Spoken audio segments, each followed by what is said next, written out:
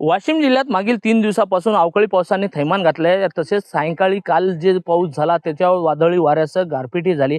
त्यामुळे वाशिम तालुक्यातील जे केकतउमरा परिसर आहे या ठिकाणी मोठ्या प्रमाणात शेती पिकाचं नुकसान झालं आहे. मी सध्या जे टरबूज पीक आहे या पिकाचं नुकसान झालं आहे. आपण या शेतात आहे. विशेष म्हणजे अजून या बाजूला म्हटलं तर जे कांदा बिजवाई या पिकाचंही नुकसान झालं आहे. या टरबूज पिकाचा जर विचार केला तर काल सायंकाळच्या दरम्यान जे गारपीट झाली या गारपिटीमुळे मोठ्या प्रमाणात या टरबूजाचं नुकसान झालं आहे.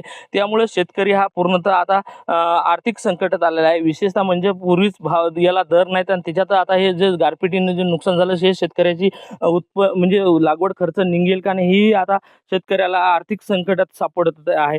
आपल्या काय शेतकरी आहेत दादा, काय नेमकी परिस्थिती, काल कसा पाऊस झाला होता, काय झाला होता? काल भरपूर पाणी झाला. 5 एक वाजताकडे हे संध्याकाळचा. त्यामुळे हे टरबूजाचं भरपूर प्रमाणात नुकसान झालेलं आहे. आणि यामुळे 2 एकर आपलं टरबूज आहे. याच्यात 2 एकर शेतामध्ये भरपूर गारपीटनं धिंगाणा केलेला आहे.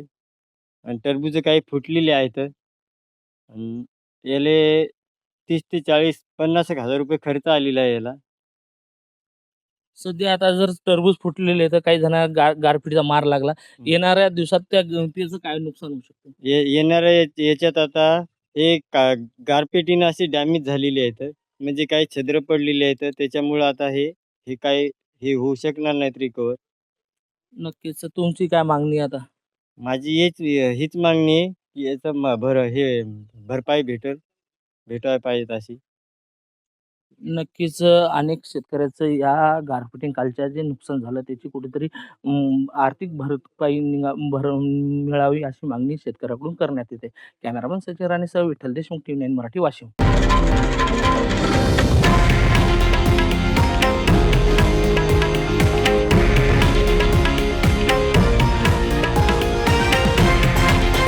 हे आहे देशातील नंबर 1 न्यूज नेटवर्क आणि आपण पाहत आहात TV9 मराठी, एकमेव.